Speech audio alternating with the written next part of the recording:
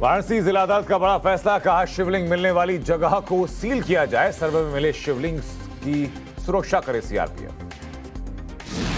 अदालत ने कहा कि वहां लोगों को वजू करने से भी रोका जाए। 20 से ज्यादा लोगों को नमाज पढ़ने की इजाजत न दी जाए। कोर्ट के निर्देश पर ज्ञानव्यापी वजूखाना सील किया गया। वाराणसी प्रशासन ने सील किया वजूखाना। टाइम्स ऑफ नवारे से बोले कोर्ट कमिश्नर अजय मिश्र, सर्वे में कई चीजें मिली। कोर्ट कमिश्नर ने टाइम्स ऑफ नवारे से कहा कि याचिका पर कोर्ट ने जगह को सील करने का आदेश दिया। ज्ञानव्यापी पर इलाहाबाद हाईकोर्ट में सुनवाई टली। याचिकाओं पर सुनवाई 20 मई तक के लिए आगे बढ़ी। ज्ञानव्यापी मामले में कल सुप्रीम कोर्ट में सुनवाई। कोर्ट नंबर 4 में 40वें नंबर पर लिस्ट हुआ है मामला।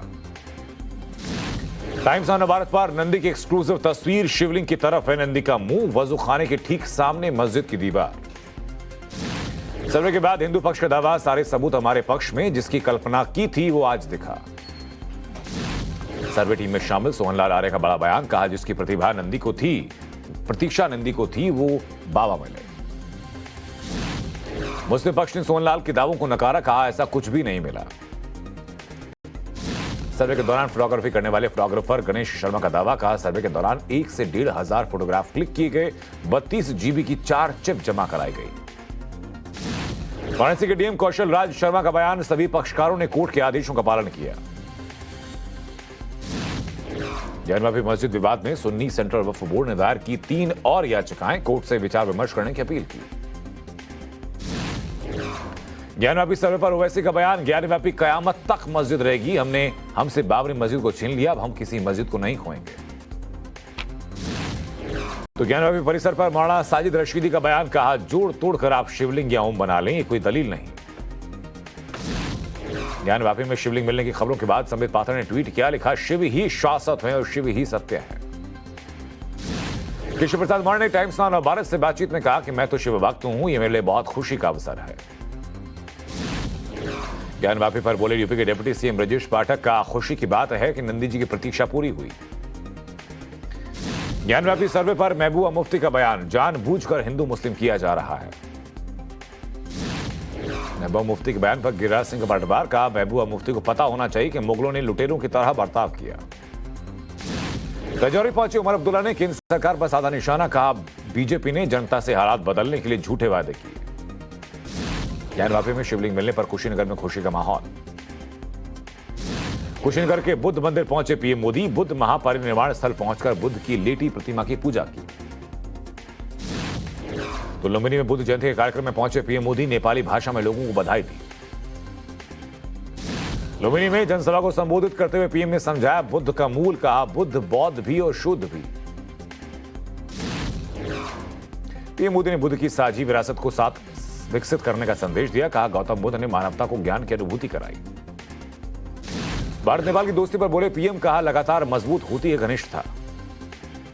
नेपाल दौरे पर पीएम मोदी और नेपाल के प्रधानमंत्री के बीच द्विपक्षीय वार्ता हुई। तो बीजेपी अध्यक्ष जेपी नड्डा ने बीजेपी को जानो कार्यक्रम के तहत 14 राष्ट्र प्रमुखों से मुलाकात की। गुजरात में बीजेपी चिंतन बैठक का आज दूसरा दिन।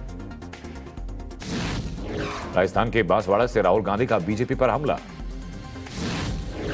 अशोक गहलोत ने कहा कि पीएम मोदी आरएसएस प्रचारक हैं। दिल्ली के सीएम केजरीवाल की प्रेस कॉन्फ्रेंस। दिल्ली में बुलडोजर कार्रवाई पर कहा कि आजाद भारत का सबसे बड़ा विध्वंस होगा। केजरीवाल ने कहा कि 80% अब दिल्ली अवैध तरीके से बसाई गई, तो क्या 80% तोड़ दिया जाए। दिल्ली की आम आदमी पार्टी सरकार ने कहा कि सभी निजी स्कूल अल्पसंख्यक छात्रों को साल 2020-21 और 21-22 की ट्यूशन फीस वापस करें। विजय सिंघल और सीएस सुमन कुमार की रिमांड अवधि बढ़ाई गई।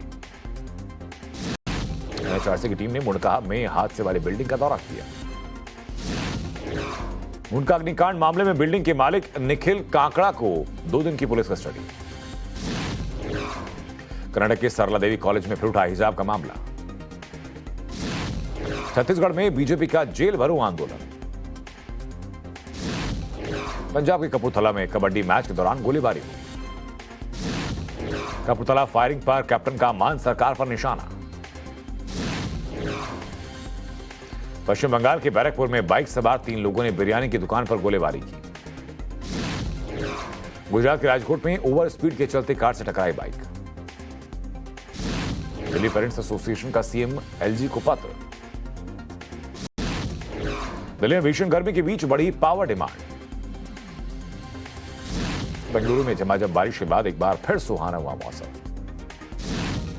बाढ़ से असम के दीमा हसाओ में बुरे हालात हुए। असम के नगांव में भारी बारिश के बाद बाढ़ जैसे हालात।